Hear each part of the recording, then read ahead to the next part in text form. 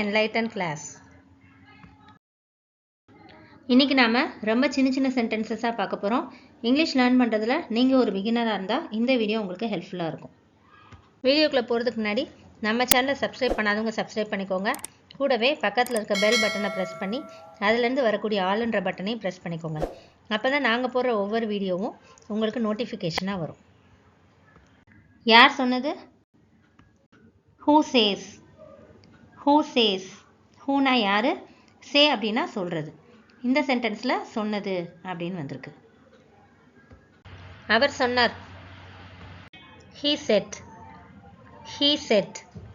Heனா அவர், அவன் ரெண்டுக்கு வரும்.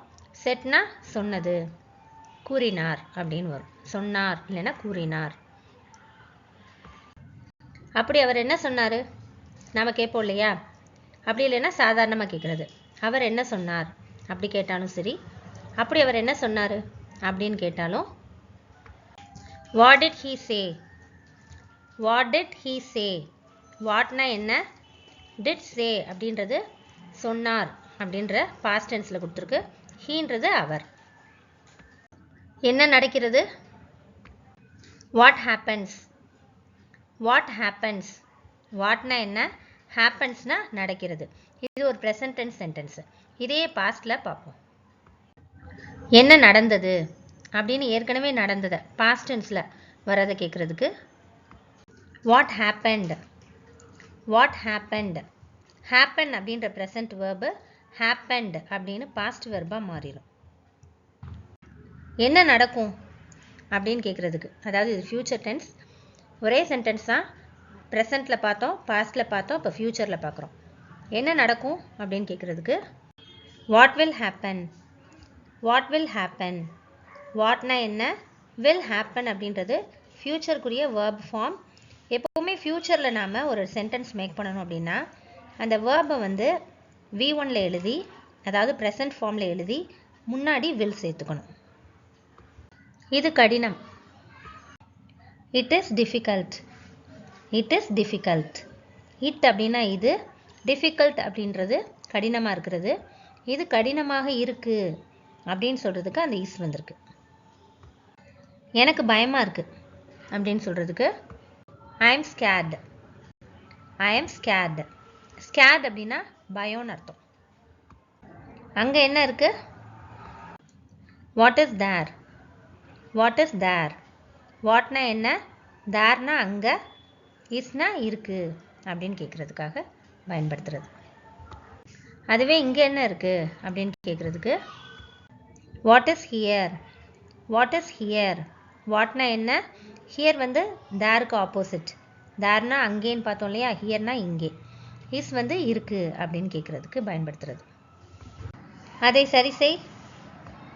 repair it. repair it. தயாராயிரு அப்படின்னு கேட்கறதுக்கு be ready. be ready. இப்போ எங்கேயாவது வெளியே போகிறதுக்கு தயாராகிறதுக்கோ இல்லை ஒரு எக்ஸாமுக்கு தயாராகுங்க அப்படின்னு சொல்கிறதுக்கு நாம் be ready அப்படின்னு சொல்லுவோம். ரெடினா தயாராகு அப்படின்னு அர்த்தம். பீனா இரு. அவர்கள் யார்? who are they? who are they? whoனா யாரு, தேனா அவர்கள். அதுவே அவர் யாரு இல்லை அவன் யாரு அப்படின்னு கேட்குறதுக்கு, இல்லைனா யார் அவர் அப்படின்னு கூட கேட்போம் இல்லையா, ஸோ அதுக்கு இங்கிலீஷில் who is he? who is he? அவ யாரு அப்படின்னு கேட்குறதுக்கு who is she? who is she? Sheena அவள். இல்லை மரியாதையாக சொல்லணும்னா அவங்க யாருன்னு கூட கேட்போம் இல்லையா, அவங்க பெண்ணாக இருந்தால் நம்ம ஷீன்னு யூஸ் பண்ணணும், ஆணாக இருந்தால் ஹீன்னு யூஸ் பண்ணுவோம்.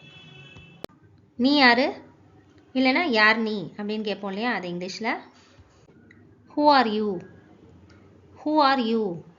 you அப்படின்னா நீ, நீங்கள் ரெண்டுமே வரும். ஒரு ஆளை பார்த்தும் யூன்னு சொல்லணும், நிறைய பேரை பார்த்து பேசணுன்னாலும் யூன்னு தான் சொல்லணும். ஸோ அது வந்து சிங்குலருக்கும் வரும், ப்ளூரலுக்கும் வரும். ஸோ நீ யாருன்னு கேட்குறதுக்கும் சரி, இல்லை நீங்கள் யாருன்னு நிறைய பேரை சேர்த்து கேட்டாலும் சரி who are youன்னு தான் கேட்கணும். இப்போ எழுது. right now.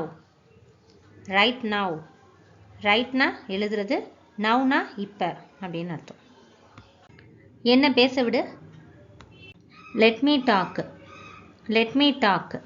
டாக் அப்படின்னா பேசுகிறது. மீ அப்படின்றது இந்த சென்டென்ஸில் என்னைன்ற அர்த்தத்தை கொடுக்குது. ஆனால் மீ வந்து என்னை, என்னிடம், எனக்கு இந்த 3 சொல்லுக்குமே வந்து மீ தான் யூஸ் பண்ணுவோம் இங்கிலீஷில். இங்கே வந்து என்னை அப்படின்ற அர்த்தம் வந்து மீ கொடுக்குது. லெட் அப்படின்றது எந்த ஒரு செயலையும் நம்ம செய்கிறதுக்கு விடுங்க அப்படின்னு சொல்கிறதுக்கு லெட்டை யூஸ் பண்ணுவோம். அதை எனக்கு தான். Give it to me. Give it to me. கிவ்னா தான் அர்த்தம், இட்டுனா அதை, டு மீ அப்படின்றது எனக்கு அப்படின்ற அர்த்தத்தை கொடுக்குது. போன சென்டென்ஸில் வந்து மீ என்னைன்ற அர்த்தம் கொடுத்துச்சு. இங்கே மீ கூட டு முன்னாடி இருக்கிறதுனால எனக்குன்னு வரும். எப்போவுமே அந்த மீ கூடயோ இல்லை மற்ற ப்ரனவுன் கூட முன்னாடி இருக்கிற ப்ரிப்போஷன் தான் அதனுடைய அர்த்தத்தை வந்து சரியாக வெளிப்படுத்தும். டு மீ, ஃப்ரம் மீ அப்படின்ற மாதிரி இருக்குது. அதை அடுத்தடுத்த சென்டென்ஸில் பார்க்கலாம். எனக்கு, to me. To me. Me வந்து நிறைய இடத்துல வெவ்வேறு அர்த்தத்தை கொடுக்குது. அது காரணம் முன்னாடி இருக்க ப்ரிப்போஷன் தான். இங்கே டூ இருக்கிறதுனால எனக்கு அப்படின்ற அர்த்தம் வரும். என்னிடமிருந்து அப்படின்னு சொல்கிறதுக்கு ஃப்ரம் மீ. From me. என்னால். By me. By me. எனக்காக ஃபார் மீ. For me. இப்போ மீக்கு பார்த்த மாதிரியே யூக்கு பார்க்க போகிறோம். உங்களுக்கு இல்லைன்னா உனக்கு அப்படின்னு சொல்கிறதுக்கு டு யூ. To you. உங்களிடமிருந்து அப்படி இல்லைன்னா உன்னிடமிருந்து அப்படின்னு சொல்லுவோம் இல்லையா, அதுக்கு ஃப்ரம் யூ. From you. உன்னால் இல்லைன்னா உங்களால் அப்படின்னு சொல்கிறதுக்கு பை யூ. By you. உனக்காக அப்படின்னு சொல்கிறதுக்கு ஃபார் யூ. For you. இப்போ மீக்கு யூக்கு எனக்கு உனக்கு அப்படின்னு பார்த்த மாதிரி ஒரு பெண்ணை குறிக்கிறதுக்கு அவளைன்னு சொல்கிறதுக்கு ஹெர் சொல்லுவோம். அவனைக்கு ஹிம், அவர்களைக்கு தெம், எங்களைக்கு அஸ். இதுலேயும் இதே மாதிரி டூ சேர்க்கையில் ஒரு மீனிங்கும், ஃப்ரம் சேர்க்கையில் ஒரு அர்த்தமும், பை ஃபார் சேர்க்கையில் ஒரு வேர்டும் வரும், ஒரு மீனிங்கும் வரும். ஸோ இதெல்லாம் நீங்களே ப்ராக்டிஸ் பண்ணி பாருங்கள். To her, to him, to them, to us என்ன மீனிங் தருது. அதே மாதிரி from her, from him, from them, from us அப்படின்றதும், by her, by him, by them, by us, for her, for him, for them, for us. இந்த 4 preposition to, from, by, for இது முன்னாடி சேர்க்கையில் அந்த ப்ரனவுன் ஒவ்வொன்றுக்கும் கொஞ்சம் ஸ்லைட்டாக மீனிங் மாறிக்கிட்டே இருக்கும். இதை வந்து நீங்களே ப்ராக்டிஸ் பண்ணி பாருங்கள். நேரம் ஆயிட்டு இருக்கு. It's about time. It's about time. இப்போ எங்கேயாவது கிளம்புறதுக்கு நம்ம நேரம் ஆயிடுச்சு, நேரம் ஆகிக்கிட்டே இருக்குது அப்படின்னு சொல்கிறதுக்கு இங்கிலீஷில் இப்படி சொல்லலாம். தாமதிக்காத. Don't be late. Don't be late. லேட்னா தாமதிக்கிறது. டோன்ட் பி அப்படின்றது வந்து இப்போ டோன்ட் வந்து நெகட்டிவ் வேர்ட், அதை செய்யக்கூடாது அப்படின்னு சொல்கிறதுக்காக வந்திருக்கு. சில அட்ஜெக்டிவ்க்கு வந்து பி ஊடால சேர்க்கணும். இப்போ இந்த சென்டென்ஸில் வந்து டோன்ட் லேட்னு சொல்ல முடியாது. இப்போ லேட்டு, அஃப்ரைடு அப்படின்றதுக்கெலாம் ஊடால பி சேர்க்கணும். Don't be late, don't B afraid அப்படின்னு சேர்ப்போம். பயப்படாத அப்படின்னு சொல்கிறதுக்கு don't be afraid. Don't be afraid. போன சென்டென்ஸில் அஃப்ரைட் சொல்லியிருந்தேன், அதனால் அந்த சென்டென்ஸ் கொடுத்துருக்கோம். அஃப்ரைட் அப்படின்னா பயப்படுறது. அதை செய்யாதன்னு சொல்கிறதுக்கு டோன்ட் பி வந்திருக்கு. நானும் போகவா. Shall I go too. Shall I go too. இங்கே ஷால் வந்து ஃப்யூச்சரை குறிக்கிறதுக்காக வந்திருக்கு.